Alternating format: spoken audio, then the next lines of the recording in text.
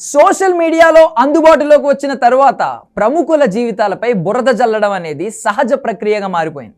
ఎవరెన్ని విధాలుగా హెచ్చరించినా సరే ప్రముఖుల వ్యక్తిగత జీవితాల్లోకి, వాళ్ళ బెడ్రూమ్లోకి కూడా దూరి ప్రచారం చేస్తున్నారు నెటిజన్లు. ఎలక్ట్రానిక్ మీడియా కూడా ఈ విషయంలో తక్కువేం కాదు. ప్రముఖ సంగీత దర్శకుడు ఏఆర్ రెహమాన్ విడాకుల వ్యవహారం నేషనల్ లెవెల్లో పెద్ద దుమారమే రేపింది. విడాకులు సాధారణ వ్యవహారమే అయినా ఏదో ఉంది అంటూ ఓ ప్రచారం బాగా జరిగింది.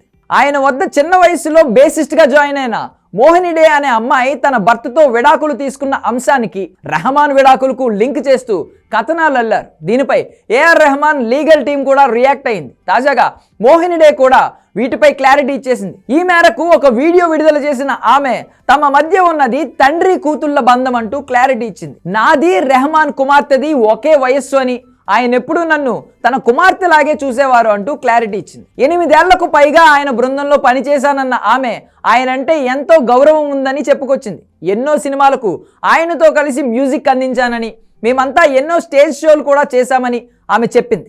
మాపై ఇలాంటి వార్తలు రావడం బాధాకరమని వాపోయింది. ఇలాంటి సున్నితమైన వ్యక్తిగత అంశాల్లో సానుభూతి లేకుండా నిందలు వేయడం సరికాదని ఆమె దుమ్మెత్తిపోసింది. కనీసం మా ఇద్దరి వయస్సు గురించి కూడా ఆలోచించకుండా కమెంట్స్ చేస్తున్నారని మండిపడింది. ఇవి సృష్టించిన వారి మానసిక స్థితి చూస్తే బాధతో పాటు జాలేస్తుందన్న మోహిని డే ఇలా అసభ్యకరంగా మాట్లాడడం నేరంగా పరిగణించాలని కోరింది.